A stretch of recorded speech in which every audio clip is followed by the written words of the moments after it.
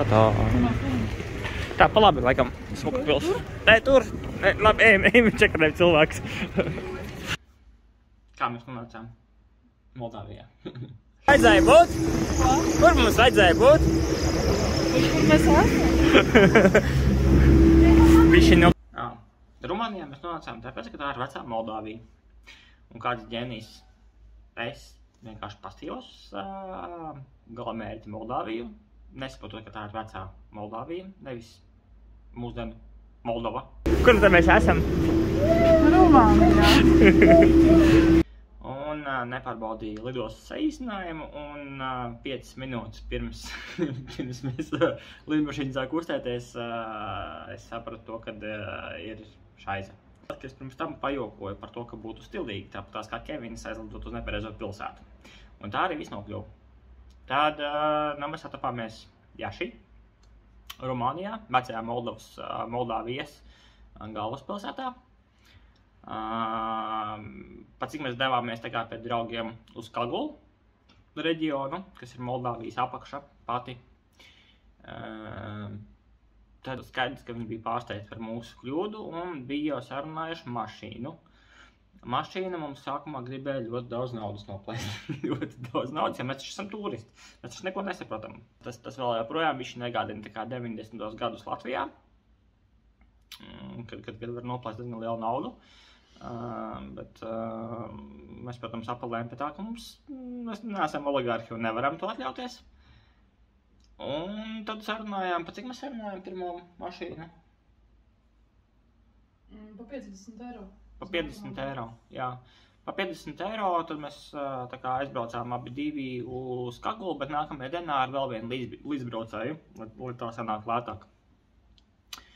Tā mēs veiksmīgi nokļuvām Kagulā. Blakus. Burlaku? Nē, Burlaku. Ciems. Nosaukums ir dēļ dzimcilvēkiem. Volgas upē, kur ir kuģis stūma. Tad viens no šiem burlakām vai burlagām ieguva brīvību un nonāca šeit. Pats reģions ir pilns ar vīna laukiem. Mums sanāca skaista daudz pastaiga pa vietējiem ciematiem, ja mēs dzīvojam principā dziļos laukos. Tik dziļos, kad tāpat tualete bija retums mājās. Un mēs tā kā bijām gatavi tam braucienam, jo mēs abi divi esam tā kā ar lauku dzīvi uz tu. Un tā kā sausā tualete mūsu bērnībā bija, bet laikam mūsdienu tas bija diezgan tāds smags pārdzīvojums, ja tu sen neesi bijis sausajā tualetē. Labi, ja ir vēl kā karaliskais krēsls, kur var apsēsties, bet tagad ir vienkārši grīdā kā agrāk dzelzceļa stacijās, tad ir diezgan tā nekomfortabli. Tātad mēs padzīvājamies, iepazināmies ar vietējo kultūru, parunājāmies ar 93 gadus vecu sievieti, kas ir vecākā ciema iedzīvotāja, kurai bērnība nav bijusi no tām vieglākajām. Un principā visa dzīve nav bijusi no tām vieglākajām, un tā viņai ir interesants domas par to. Vidēji cilvēki ciemā dzīvo līdz 80 gadiem. Sieviete Otro pasaules karu piedzīvo 8 gadu vecumā.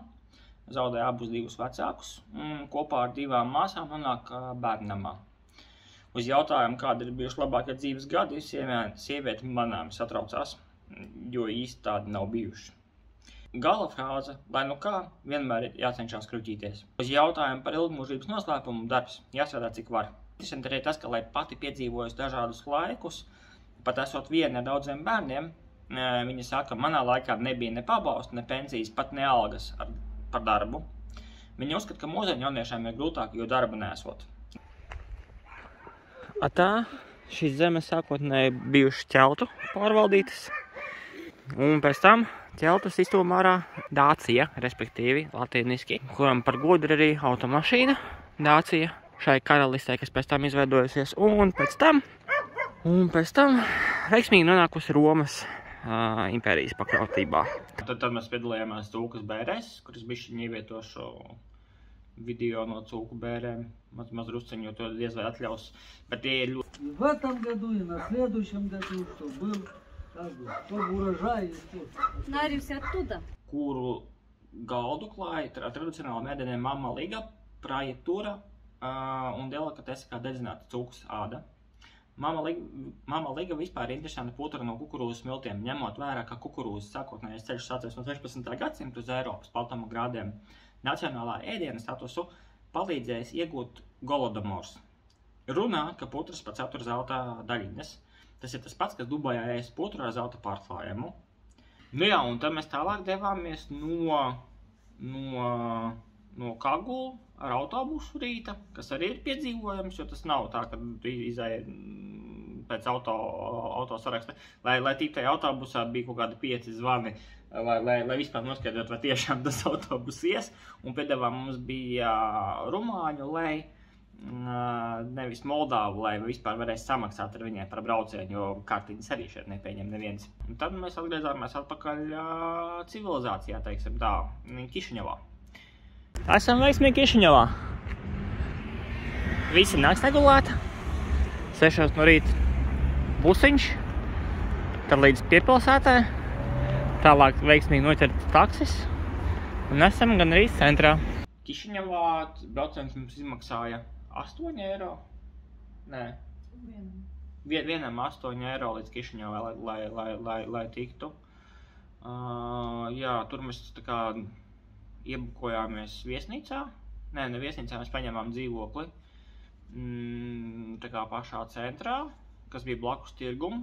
Tas bija ļoti ekonomisks variants, jo mēs gājām uz tirgu, pirkām kartupeļus un vietējo produkciju un gatavojām ēst.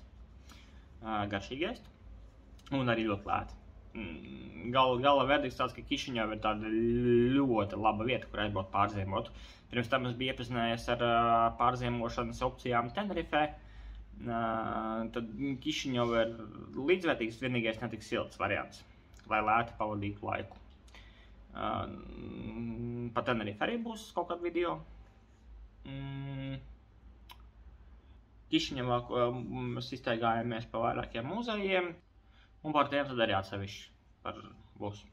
Ļoti lēts ieejas biļetes, tas ir par 50 centiem līdz 1 eiro par cilvēku. Eiropā es ceļojot tāpat Anglija vai Zviedrija, tur bez 15 vai 20 eiriem neiztikt. Transporta biļetes arī 30 centi par braucienu. Ļoti lēts veids. Mēs vēl bijām arī zoodārzā. Zoodārs gan maziņš, bet ļoti smuks, atbalstoši par to cenu. Nu jā. Tad mums bija brauciens atpakaļ uz Jašī, jo biļetes mums ir tālāk lidotu uz Itāliju no Jašī. Un tad mēs tikām ar vilcienu. Paldies tam cilvēkam, kurš ir šādu opciju, jo savādāk tas mums būtu ļoti dārgs brauciens ar mašīnu atkal. Labi, nebūtu tik dārgs, mēs tā kā sarunājam ar to pašu taksistu, 20 eiro, tā kā viņš mums aizvest līdz Jašī no vienam. Bet vilciens izmaksā aptuveni 6 eiro vienam. Vienīgais tas, kad bija āgri no rīta jāceļās. Kas bija pārsteigams, bija vilcienu zāle. Kišiņeva stacija. Uz to pusi biļešu kaša. Interesanti ar akvārijiem. Tur vēl paga pilsētas modelis ir. Kafejnīciņa akvāriņu. Vēl viens akvāriņš. Lūpsra grāzna. Vēl viens akvārijs.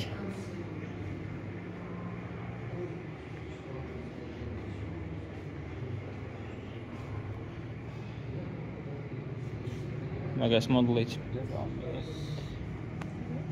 Uz Jašī, esam Jašī. Mēs runājam, ka katrs principā brauciens tāds, ka tā kā pārdzīvojams, ne pārdzīvojams, bet tā kā